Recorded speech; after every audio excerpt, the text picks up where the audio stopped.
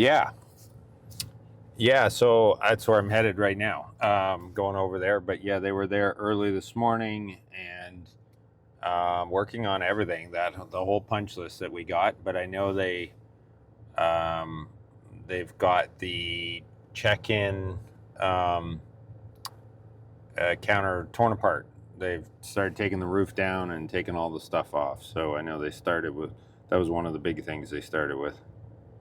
That was a meeting with Royal Caribbean. We have a weekly meeting where we just discuss where we're at or things we're working on, anything new that's come up. So we had a few new items that we've seen. They need maintenance, so we help them with a lot of their ongoing maintenance and issues that they have at the Royal Beach Club on Paradise Island. I don't actually know what this house is called, but this is like very traditional old Bahamian architecture, and it's very cool. A lot of these old buildings downtown were all built the same way. When you look closely, you can see the adze marks on the beams that support the veranda, which kind of dates the building immediately. Those pieces were basically cut and shaped by hand with an adze. It's a type of axe you use to square up a timber. So this is prior to electricity, power tools. Most of the time when we find these things in the Bahamas, these timbers have been salvaged from ships. So you can often see mortise and tenons throughout the timber. I don't see any on this one, but it's instantly an indication that this is probably early 1800s. When I look closer at the shutters, we can see some other details that instantly don't necessarily indicate the year, but the level of craftsmanship. On the center style there's that little bead on the style. That's almost never done anymore, but it balances the width of the two styles because they half lap each other at the joint so that the shutters are lockable, and that little bead on the edge is a little decorative detail. The shutters are mortise and tenon joinery, and I can see the pegs in the corners.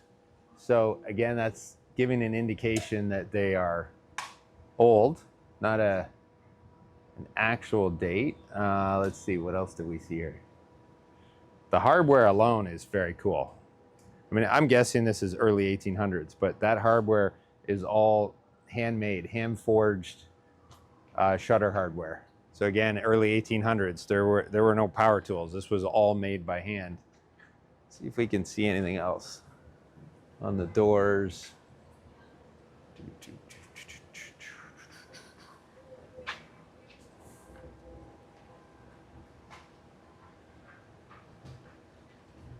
The frame of the shutters, you look at the big chunky 3-inch frame, it also has that little bead all the way around, mitered in the corners. The really high quality detail. And it's mortise and tenon joinery. The sill is a little bit larger, so the water drips off and kicks away from the window. And you can see that the mortise and tenon is pegged with a dowel. That's the little circles in the corners. So again, it's just some of the unique joinery, but it's giving an indication of at least the century that the building was built. This is an up-close example of what I was just talking about. So old historic shutters, mortise and tenon joinery. All the joints are doweled or pegged. You can see the little circles. That's how you know it's a mortise and tenon joinery, is because that little circle, there's a wooden dowel inserted so it can't ever pull apart. I studied the restoration of historic buildings in school, so that's one reason that I love this kind of stuff. But you learned how to identify how it was made, the year it was made, and sometimes the location and a lot more details just by the construction type. Here, where it's all rotted away, you can see the mortise. So this bottom rail, mortise is all the way through. The vertical piece is called the stile. So there you can actually see it. And these were likely made early 1800s again, same as that other building. This is all done by hand. So using a twist drill, it was called, but it's a hand drill they could drill a series of holes to make that mortise, and then just using a chisel, they would square up that mortise so that the tenon could fit down inside that hole. It's just, it's fabulous joinery, considering it was all done by hand a couple hundred years ago, well before power tools. And it's lasted this long. It's spectacular. If you look at the two panels on the right-hand side of that shutter, the two bottom panels are longer this way and taller in height. And so you run the grain of the panel. It's called standing grain, but the grain of the panel will run up and down for those two bottom ones. The top one is really short, and so it actually runs longer right to left than it does vertically. So they turn the board so the grain on that top panel is running right to left. And that's a very old traditional detail. It has to do with the expansion of the wood. So that's the correct way to do it several hundred years ago.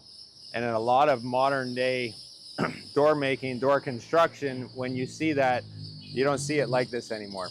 I think people have lost the true skill and the art of how to properly make doors and do mortise and tenon joinery, but it's rare to see it like this anymore.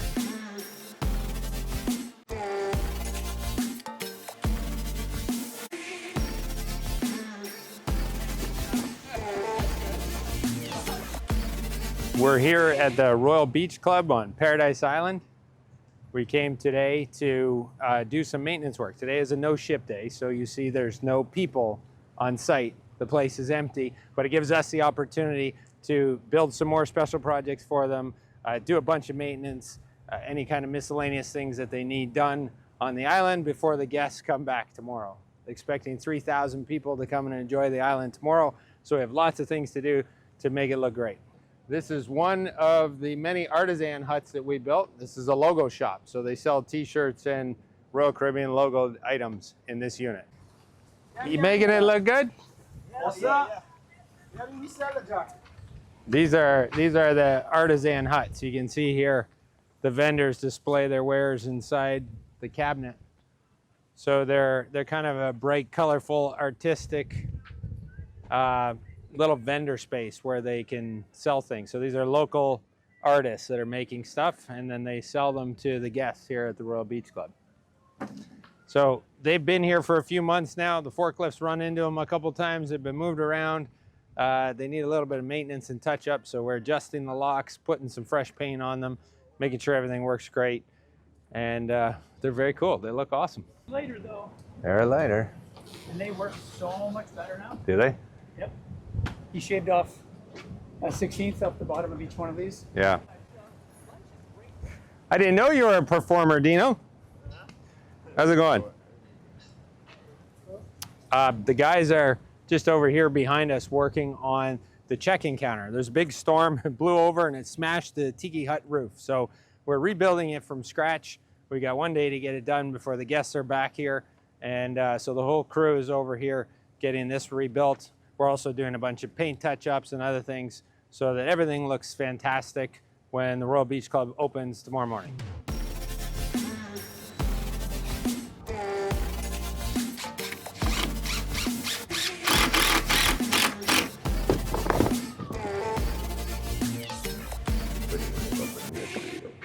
See, take it up. Take. Oh yeah. Huh? All right. What's up? Oh, they got it. When you go straight up, catch the. Go straight. Hey, you don't want.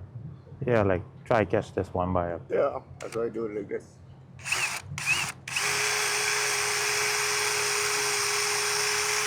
Star hotel on land. That's so boring. Yeah, why would you do that? So like 2020. Huh? Yeah, look at that sucker. 120 rooms. Isn't it something? That is something.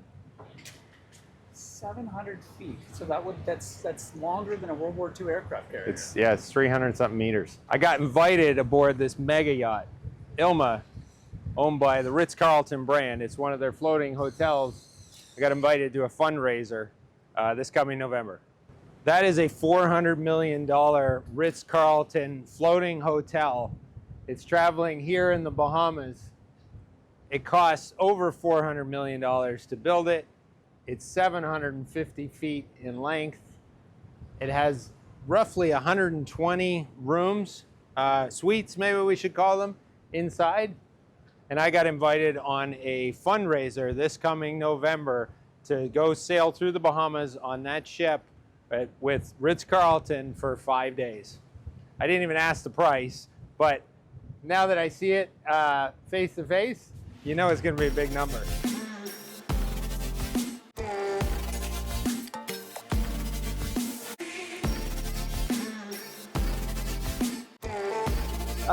Introduced to Xoana through my neighbor, who is the daughter of a mutual friend of Jonathan and I.